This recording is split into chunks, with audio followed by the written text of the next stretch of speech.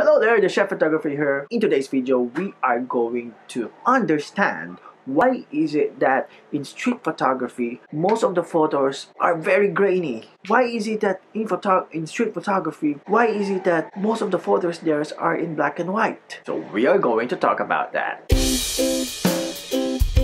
Street photography began way back when the technology in photography are so limited. Photographers use film with a very high sensitivity that creates a very noisy images.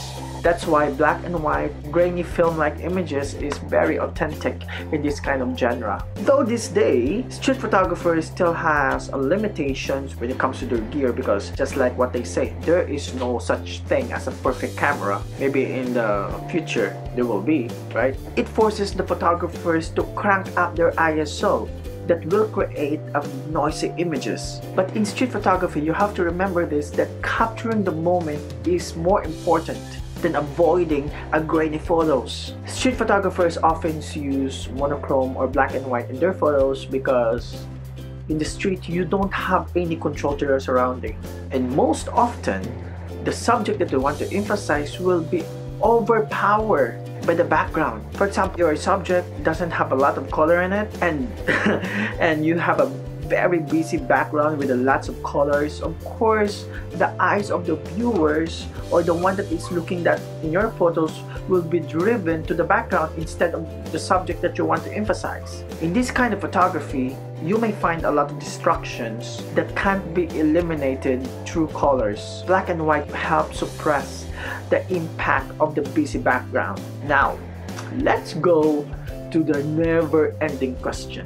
What camera or what is the right camera for the street photography? Should I go mirrorless, DSLR, point and shoot? And what is the best focal length for street photography? Is it 100, 85, 56, 16, 12? The answer is, it doesn't really matter. Whatever camera that you have right now, you can use that to do street photography. Camera bodies and lenses doesn't really have that much, especially when it comes to street photography, or it doesn't really have much difference. In this kind of genre, as long as your camera can capture an epic moment of the people of the people in your surrounding, that is good enough. You don't have to buy a pro and camera. You don't have to buy a flagship camera. The quality of the photos in street photography doesn't really have much of an impact in this kind of genre. The most important thing is carry always your camera with you, because you will never know when you are going to encounter some epic moment.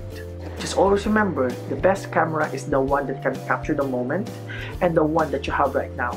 So keep shooting. See you next.